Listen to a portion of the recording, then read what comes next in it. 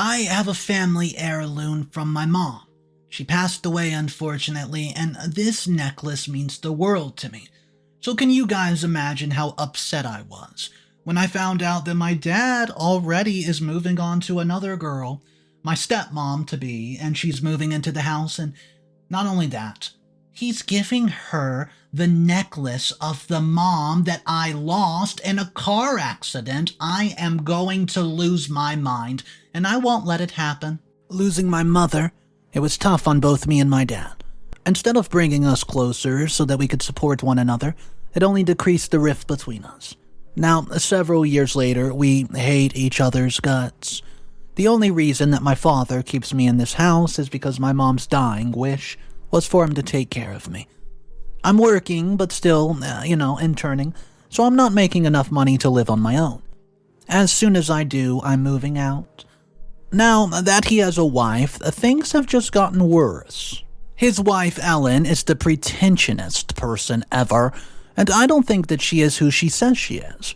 And I can see that she's after a man who will take care of her so she never has to work again. And her age, I don't believe that she's merely 33. I can see where she had Botox, but my father told me to leave her alone. Ellen, on the other hand, claims that I'm a freeloader, and my dad should just cut me loose. She's trying to get him to kick me out for months now, and she did not even wait until they were married, 2 months before she claimed that they needed their own space. Our house is a very spacious place with 3 bedrooms, so I wonder what sort of space that she meant. My father just made me move into the basement, which was actually way better than my room. It used to be his man cave, back when he used to be, himself, but now the only thing that he likes are whatever Ellen likes. I don't care that he's losing his personality to her. He's not been the same father to me since my mother's accident. He blames me for it even. In fact, it was, his fault. He was the one who's supposed to go pick Mom up on that day. I'd just gotten my license, and he picked up a habit of sending me to do things that he could not be bothered to do. To this day, I don't know what was so important to him on that day that he could not pick up Mom. I told him that I could not because I had a school commitment, and he warned me that if I did not, then he would take away my tickets for a festival that weekend. So, Mother, she was losing her vision. The doctors were trying to determine what was wrong with her, and he had dropped her off at her appointment but needed me to pick her up. I tried to get someone else to drive.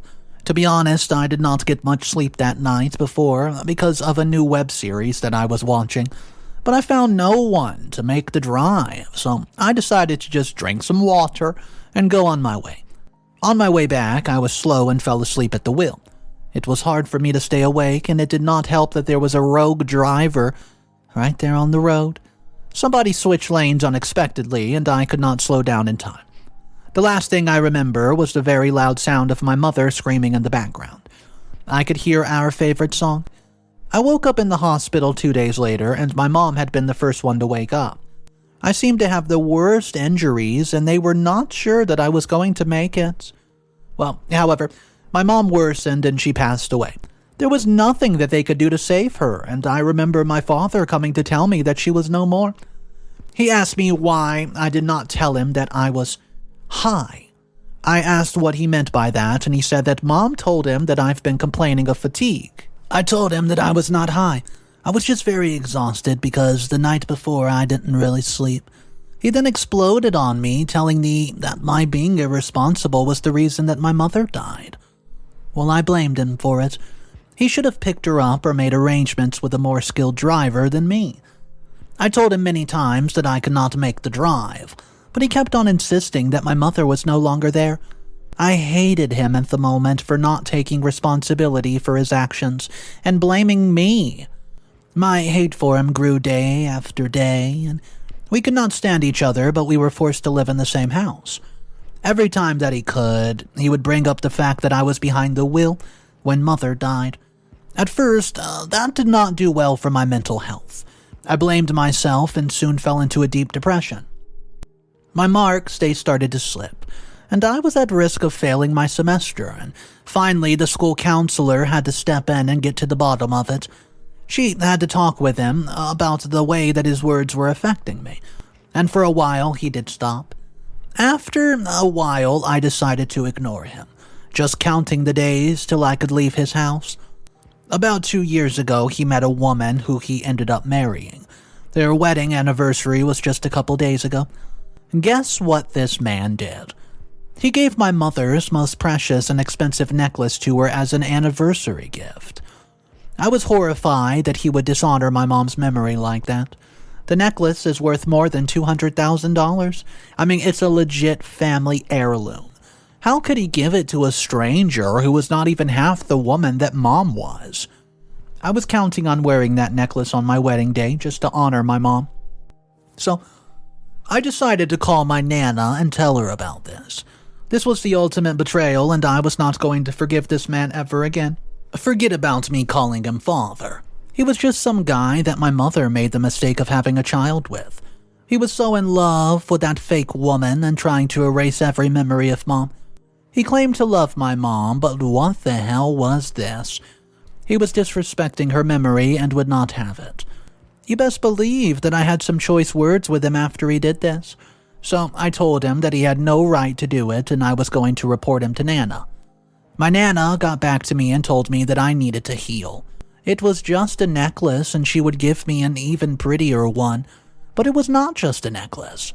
My mom wore that necklace days before she died. It had remained untouched all these years, and even I did not have the heart to wear it. What gave him the right to just give it away like it's rubbish on the streets? As you would have it, whatever can go wrong will go wrong. That stupid idiot Ellen has already lost the necklace. She had it for not even a week, and she had already lost it. My dad just called me while I was at work to ask me if I knew where the necklace was. Why would I know when he was the one who gave it to careless Ellen? Ellen has a mind like a, idiot, and she's always losing everything. Giving her something valuable does not make a difference, you know what? I knew that something like this was going to happen, but I prayed that it would not. Now I have to go home and face that woman who lost my mom's necklace. I'm going to try so hard not to slap her when I see her. You see, I feel like she's done this on purpose just to mess with my head. She knows how messed up I was over the fact that he gave it to her and now she lost it? She's up to something and probably wants to make me fight her so that Dad can kick me out. Well, Dad could not kick me out, so Mom told him to take care of me. What would you do if you were in my position and somebody deliberately lost a valuable heirloom? Is that no disrespect of the highest order or what? If that is not, then I don't know what would be more disrespectful. Update number 1. Hey, it's me again. You would not believe what happened when I got home if I told you. So my father, that idiot Ellen, believed that I stole the necklace back from her.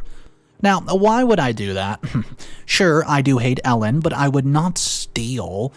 What would I gain from stealing my own mother's heirloom back? But it doesn't matter, because father has decided to kick me out for false accusations. Yes, Ellen's plan worked, and I'm now homeless. I'm staying with a friend while I try to make plans to get a place to stay. So, my Nana's going to send me money for a deposit, and she's just waiting for it to clear. Thank goodness for her, for she believes that I did not do such a thing. She was the one who stood up for me when my father wanted to kick me out right after my mom died.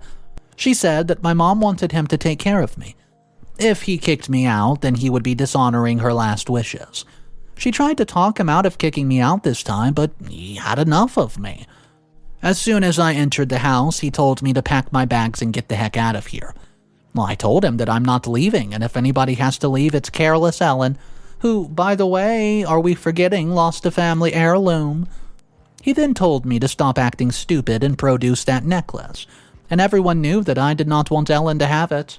Sure, while that might be the case, it did not mean that I stole it. My words fell on deaf ears, and he decided to kick me out just based on a hunch that Ellen had. Before I left, Ellen visited my room and told me, finally my father saw me for the leech that I was. She said that not even my Nana could save me from this. It was then that I was convinced that she lost the necklace on purpose just to get me kicked out. Now, thanks to her, life is going to be a lot harder for me. I have a couple of months left before I get a permanent job. Right now, I'm just getting an allowance, which is not even enough for a lot of things. It is thanks to a childhood friend that I'm not even on the streets right now. So, Ellen should not celebrate too quickly. What is done is in the dark, and it always comes to light at the end of the day, no matter how long it takes. Her little ploys to play my father are only going to work for a while. She's not that smart, and one day she will slip. She'll cause him trouble, and he'll need my help. I'm going to ignore his calls when that day comes, and I just have a feeling about it. That is, if he is even still alive. Well, he can make that call. That woman is a gold digger, and she'll stop at nothing to get what she desires. Update number 2. Hey guys, yeah, I know, I'm sorry that it's 4 months later. Well, my life is just starting to come together, you know. I wasn't going to make an update. I thought everything was over. All of my focus was now on surviving this cruel world. Little did I know that my getting kicked out was the catalyst for my finding of Ellen's secret, which is juicy. Get some snacks for your tea because this is about to be good. When my Nana sent me a deposit for an apartment, I managed to get a shared flat. Most of the people who lived there were students. It could be hell sometimes because they were so loud, and I just wondered what time they would even study. My roommate was especially fed up with it, and she started to fight with one of the girls across the room. This girl was in her first year in college, and I could already see that she was about to learn some tough life lessons. She came in at odd hours of the night, and there was a different guy leaving her room nearly every morning. I appreciated the days when she was not home because I would get some sleep. One day, she and my roommate got into an extremely terrible fight. I didn't want us to end up getting kicked out, so I decided to try to intervene. When I got to the apartment where that girl, Roxy, was staying, the two of them were shouting and on the verge of a fight physically. I tried to calm them down, but they would not calm down. I really needed sleep because work was so hectic, and I had just a couple of days left, and then I was starting my new job, you know. I then told Roxy that I had some coupons for the coffee shop downstairs. Could I give them to her if she forgot whatever she was accusing my roommate of? She agreed and told me to give them to her. As she was opening her purse to put them in, a picture fell out. So I picked it up, and guess who I saw? I saw Roxy and Ellen. It was then that I realized why Roxy had been so familiar. Seeing her side by side with Ellen showed that Ellen was in fact related to her. So I asked her if that's her sister. She said that Ellen wished it was her mother. Well, that's interesting. Very, very interesting, because Ellen had sworn to my father that she has no children. It was one of his main requests, and it looked like she lied to him. Well, I stayed calm. I gave Roxy the coupons, and I left on my little way. I get a notification when they were redeemed, so I was at home. I rushed downstairs to the coffee shop where I found Roxy sitting alone. She looked pretty upset and was nursing the coffee, feeling sorry for herself. So I asked what had happened. She said that once again her mother had flaked out on her. Well, she laughed and said that she did not even want to go to college, but her mom decided to pay for it anywho. It would have been better if she had spent more than 2 days with her, but I guess that was just too much to ask. I then told her that I wished that I could spend even 2 days with my mom, because she's dead. Roxy then told me that for years she thought that her grandmother was her mom. Her mom had her when she was a teen, and she wanted to give her up, but her grandmother took her in. She saw her mom here and there over the years, thinking that, well, she was her sister. But then last year, she saw her birth certificate, which proved that her sister was actually her mom. She confronted the both of them, who had been meaning to tell the truth. Then, out of nowhere, she suddenly moved cities to be closer to her real mom. See, she had no choice because everything had been paid for. She saw her mom sometimes, but it was always late at night, and she knew that her mom had a husband and did not want the man to know who he was. She was very angry and bitter about this, and she even wished that she had never found out who her mom was. I was in shock. Who would have known? But then sometimes something else was sticking out for me. Before she met my dad, she was working as a PA and was in some serious debt. I mean, how the hell did she get money to pay those fees? I could bet my right hand that she actually sold my mother's jewelry just to pay for the fees, and she did not count on me bumping into her secret little daughter. I'll update you guys soon enough. Update. Well, my day was full of drama galore. I have just calmed down now, but damn, there was a twist after twist today. What I can tell you is that my father will not be okay at all. He'll get the shock of his life, and it's thanks to yours truly. Remember my quiet roommate who was always fighting with Roxy? She's one of the smartest people that I know. Not only that, but she also has some very interesting family members. One day, she was complaining to me about her brother, who had just gotten arrested for pawning stolen goods. I then asked her if her brother could help me locate a certain necklace when he gets out. I was sure that my stepmom would have sold it to a pawn shop, and I contacted all the jewelers in town, but none of them had it. She was smart enough not to sell it to them, so she must have sold it on the street. Just by doing my roommate a little favor, being a test subject for some psychology experiment for her studies. She got me the information that I needed. And the best part was that the pawn shop owner could confirm that my stepmother sold him the necklace and got some good money for it on video. He even had the footage, and I just had to tell him it was stolen, and he complied because he didn't want to get in trouble with the law. I was actually surprised that he was so willing to help me. Most people would have denied knowing anything, and it's good to know that there are still some honest people out there in this world. So once I got the proof that she sold the ring, I decided to visit my dad. I knew the taco place he went to get his lunch every day, and when I showed up, he immediately told me to leave me alone. He said that he did not want to have a relationship with me, and I even told him that I understood, but one thing I did not want was for him to think that I sold my mom's necklace when I didn't. He deserved to know the truth. I had all the proof. All I needed was for him to allow me to show him. I told him that it was a video evidence, and he told me to send it to him because he has to get back to work. So I tell him, that after he saw the evidence, he should ask me why that woman stole the necklace. He looked skeptical, but he nodded. So I sent the evidence as soon as he was out of my sight. Then I waited. As I did so, I realized that there was something more that I could do. Something that would make Ellen's marriage implode. Just as revenge for selling something that meant so much to me. And I knew the person who would want to help me, my stepsister. Roxy and I have grown quite close over the past couple of weeks. We were not best friends, but we often had coffee together in the morning. She did not know that I was her stepsister, but she was about to find out. I asked her if she would be willing to try out some samples from work. I needed a guinea pig, and my roommate was out, so she agreed, seeing as it was skincare and she loved it so much. As that was happening, I asked her if I could record her applying the skincare. Then I said that I was going to send it to her, so she gave me her phone so that I could send her the videos. I did that, but I also sent her mom a message. I pretended to be her and told her mom that I really, really needed her. I was sick, and something was wrong with me, and I gave her the address and told her to hurry up. Then I switched off her phone.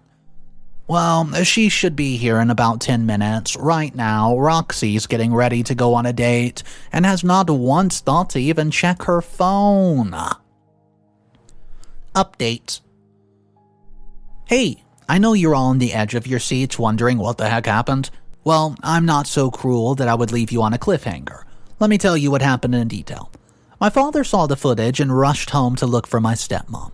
She was not home because she was rushing to go and look for her daughter. When she arrived, she panicked and asked her daughter where she was hurt. See, Roxy had no idea what she meant until I explained to her that her mom was my stepmom. I also let her know that her mom used stolen money to pay for her tuition. Roxy was absolutely shocked and confronted her own mom. She tells her mom that she was actually hoping that she was genuine about getting back in her life. Instead, she was nothing more than a liar. She asked if all those gifts that she sent were, with stolen money. She then said that she never needed all those things. She just needed her mom to spend time with her. She was absolutely disgusted by what this woman had done. So she then told her that it was a mistake for her to come and live in the city. She then asked me if this was the woman I was describing who put a rift between me and my dad, and I told her yes, it was. I'd made sure that when I was having conversations with her, I let slip my own parental troubles. That made her trust me more and have more sympathy for me, so I played my stepmother's games right back at her, and now she was shocked. The best part is that I was on a video call with my father the whole time. He got to see and hear everything in real time, and I was just sure that he was calling to tell me that the footage was not clear, and that he would not blame her. He was, after all, blinded by her, but he could not deny this. She had been caught admitting that she had a child, and she sold the necklace to pay the tuition fees. So, my father spoke for the first time since I called her and asked if I could give her the phone. I smiled at her face and gladly gave over the phone. When she saw my father's face, she lost all the color on her face and started stuttering, trying to explain to him that what he just saw was not true. He didn't want to hear it. He told her to come back to the house immediately and pack her crap. He wasn't going to live with a liar and a thief. The crocodile tears that fell from her cheeks could have watered a garden. She dropped my phone and made a storm out, but I stopped her. I asked her who the loser was now, me or her. She just clicked her tongue and shook my hand. I could feel the intense rage that she was feeling after I played her at her own game. It might have taken me a long time, but I finally got my revenge. And man, did it feel damn good. But now I had to deal with the collateral. Roxy. My roommate must have heard the commotion because she was now standing by the door. Roxy, on the other hand, was sitting in a corner and crying, and she asked me silently what happened. I signaled that I could explain. For the next couple of minutes, we confronted the crying Roxy. She said that she never wanted to give that woman a chance. She wished that she would have just stayed home with her grandma. Being in the city had messed her up so much, and all we could do was comfort her and tell her that everything was going to be okay. My roommate then suggested that the three of us go out and get some food, maybe some drinks so that we could take her mind off things. It was strange, these two never used to get along. They were always fighting. Now they were bonding over their favorite ice cream flavors. Yeah, I think it's funny how this world works. Update. 4 months later. Hey guys, I know it's been 4 months since my father found out the truth. He had to go through an ugly divorce with my stepmom, and he called me several days after he filed for divorce to let me know that he was leaving her. He also asked me if I would want to move back home now that she's gone. I told him that the way he kicked me out was too humiliating for me to even consider moving back in with him. He made his choice and should stick with it. He had wanted me to leave for ages, and my stepmom was just an excuse. He said that was not the case. He has been thinking about it, and he felt that he has been too harsh, even with regards to mom. Well, I told him to go to hell. As far as I'm concerned, I don't have a father.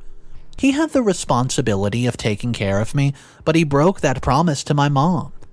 Therefore, I don't want anything to do with him, to be honest. My life is going too well for me to allow his negativity. He's probably lonely in that big old house after he got divorced. Oh, and you know the best part? He has no choice but to pay Ellen monthly alimony even though she's the reason they're divorcing. She still earns less than him. Therefore, she'll have a share of his money for a long time to come. I'm very happy about that. He deserves to pay the price for refusing to listen to me, and I told him that she was nothing more than a gold digger, but he thought that I was jealous. Now, every month when the alimony's deducted, he's going to feel the pain of not listening to me. Well, that's what helps me sleep at night, Update. Final update. I thought the last update was going to be it, but some of you wanted to know what happened, so just for you, I'll start with me. I stayed at the apartment building for a couple of more months, even though I was now getting paid more. I saved all the money up so that I could get myself a deposit for a nice apartment in a better part of town. I now have a mortgage and rent the other bedroom out, which does help me cover most of my payments. Roxy decided to stay at the college for the rest of the year. After that, she moved back in with her gran. She doesn't want to study further, instead she wants to help her grandmother out on the farm. She cut off her mom completely and has not even spoken to her in months. She sent me a picture of herself recently, and she does not look like the Roxy I know. She looked very happy and had even a certain glow to her. She was right about being more of a country girl. As for my former roommate, she's still my roommate. She moved into the extra room that I had, and she is still crushing school and often asks me to help her when she has to do activities. I don't mind being honest. It's nice to offload to somebody who actually understands how the human mind and emotions work. Well, she actually set me up for a blind date with her brother, not the pickpocketer. Her older brother is actually a doctor and apparently a very good gentleman. I'm going to meet him this weekend. I don't know. Maybe it'll all go pretty good. Then there's my dad, who has not stopped texting, calling, and just emailing. He should try again in 10 years. Maybe then I'll forgive him.